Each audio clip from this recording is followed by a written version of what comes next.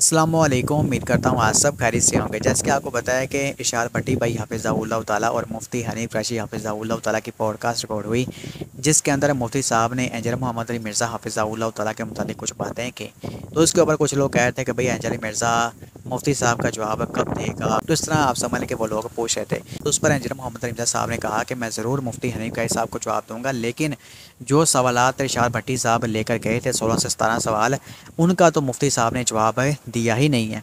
यानी कि अपनी तकरीर जाओ आगे से करनी शुरू कर दी, लेकिन उन सवालों का जवाब नहीं दिया। तो जिस दिन मुफ्ती हनीफ कायद साहब इसका जवाब देंगे ना, तो उसके बाद इंशाअल्लाह ताला मैं मुफ्ती साहब की जो बातें हैं उनका और जो सवालों के वो जवाब देंगे उनको इकट्ठा करके मैं एक लेक्चर के अंदर जवाब दे दूँगा। ठीक है, तो इसी हवाले से जो इरशाद भट्टी भाई इंजीनियर साहब की लेटेस्ट पॉडकास्ट रिकॉर्ड हुई है, तो वहाँ पर इंजीनियर साहब ने इरशाद भट्टी साहब से कहा कि भाई आप मुफ्ती साहब की जो पॉडकास्ट रिकॉर्ड है जल्द से जल्द जाओ वहाँ से करें, और जिस दिन वो पॉडकास्ट वहाँ से रिकॉर्ड करवा देंगे, सवालों के जवाब दे देंगे ना, तो उस दिन मैं इंशाल्लाह ताला रिबटल कर दूंगा। ये वीडियो देखें ज़रा आप। तो इंशाल्लाह ताला आप अगली बार आए, लेकिन ये भी जरा अपने कैमरे में बता दें लोगों को कि जो मुफ्ती अभी जिनके उधार बाकी हैं, जब तक आप उनसे होते नहीं है ना, मैंने अभी तक उनको रिबटल इसीलिए नहीं किया कि वो तकरीर करके साइड पे हो गए थे, वो पिंडी के मुफ्ती साहब, वो 17-18 सवाल जो पढ़े हुए आपके पास, उन्होंने अपने सवाल के जवाब देने। जी इंशाल्लाह इंशाल्लाह। अच्छा, और मुझे बताएं अगर वो भागे और ना दिए तो फिर आप क्या करेंगे? नहीं नहीं जरूर देंगे। अगर ऐसा हुआ नहीं, कभी नहीं होगा। चले मैं एक फॉर द सेक कभी नहीं। अच्छा, एक कब तक टाइम है, क़यामत तक है या उससे पहले हो जाएगा? नहीं नहीं, हो जाएगा। मुफ्ती साहब अच्छे इंसान है, बल्कि मुफ्ती साहब से कहेंगे रबीउल अव्वल का महीना आने वाला है, उससे पहले पहले आप इस तरह का एक कर लें,